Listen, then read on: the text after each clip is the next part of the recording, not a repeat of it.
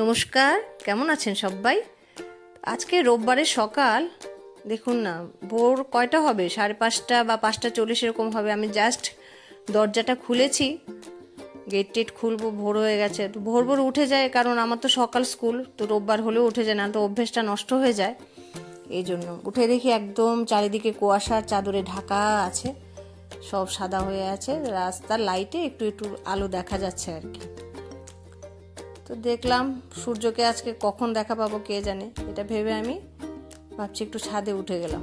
ছাদে উঠেও সেরকম ওইখানেও সূর্যের দেখা নেই, চারিদিকে একদম সাদা অন্ধকার হয়ে আছে, সাদা সাদা দেখা যায়, শুধু কুয়াশা আর কুয়াশা চারিদিকে। ওই যে দূরে লাইটটা দেখা যাচ্ছে, বাহারি লাইটগুলো যে আজকাল লাগায় রাস্তায়, সেইগুলো আছে। আর কোনো জনপ্রাণী নেই, কেউ ওঠেনি পাড়ার মধ্যে, আমি উঠেছি। তো উঠে একটু পর যাব, কিন্তু হয়ে যাচ্ছে দেখতে দেখতে, একটু তো 6:30 বেজে গেছে।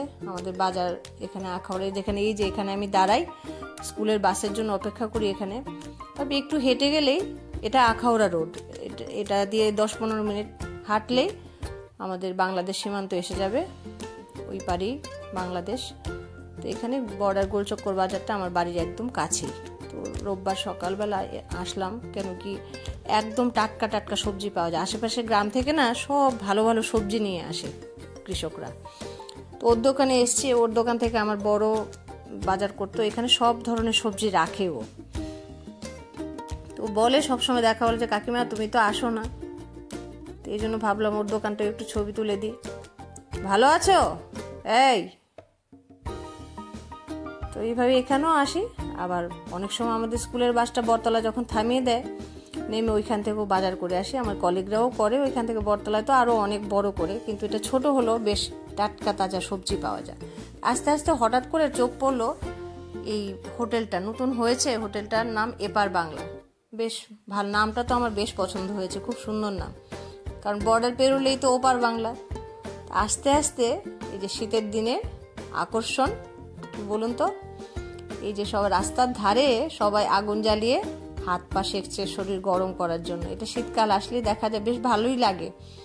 আর আস্তে আস্তে ভাবছি, আগে যখন ছোট ছিলাম তখন দেখতাম কলসি করে খেজুরের রস নিয়ে যেত, ওইটাও মনে পড়ে যাচ্ছে। বাড়িতে এসে পড়ছি, ভাবছি একটু জল খাবার বানাবো।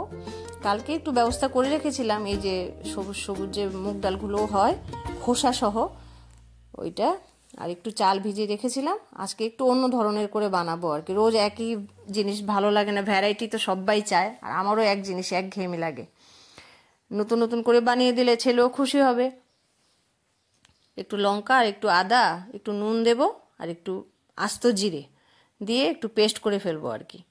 তারপরে একটু ভেজিটেবল কেটে রেখেছি, ওই যেরকম carrot, onion, tomato, chilli, capsicum, এগুলো একটু দিয়ে দেখি কিছু করা যায় কিনা। সবটা যে আমার মাথা থেকে আসে তা না, আমি সোশ্যাল মিডিয়াতে তো এখন অনেক কিছু দেখার ব্যবস্থা রয়েছে, শেফরাও দেখায়, আবার কিছু সুগৃহিণী আছে, ওরা তো বেশ ভালো রান্না করে, বেশ ভালো ভালো দেখায়, এদের থেকেও অনেক কিছু শিখে যাই। ওদের গুণের প্রশংসা করতে হয়, সত্যিও ওরা ভালো করে। তো এইগুলি কেটে রেখেছি, দেখি কি বানাতে পারি।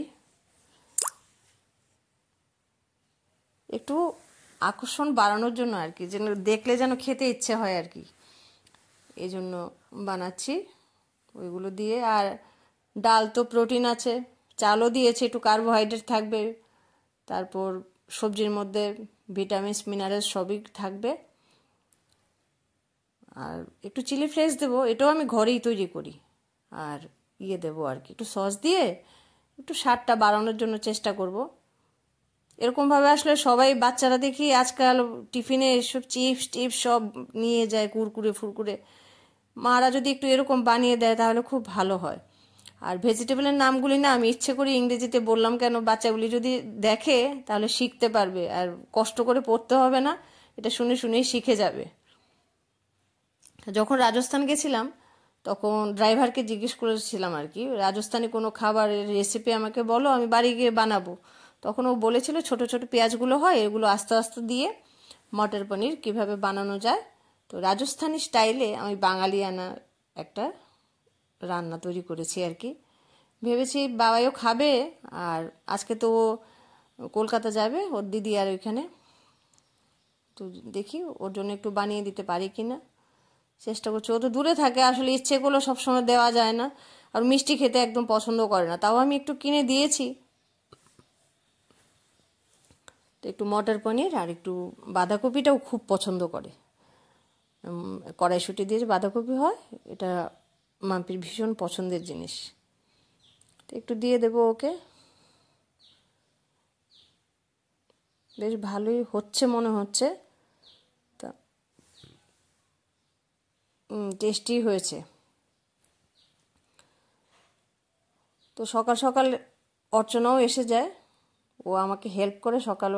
আজকে থেকে আসে না, ও আমার ছেলেটা যখন ক্লাস 2-এ পড়ে তখন থেকে আমার বাড়িতে আসে।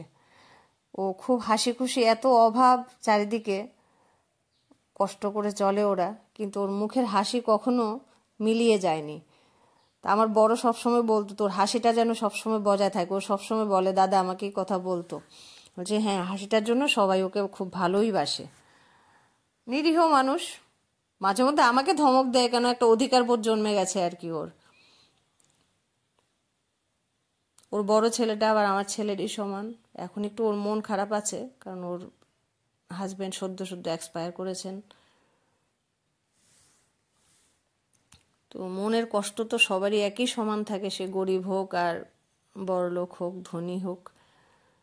তা আমিও চেষ্টা করি, ও সারাদিনের গল্পগুলি এসে আমাকে শোনায়, বলে তোমাকেই শোনাই, সবার সঙ্গে তো অত কথা বলি না।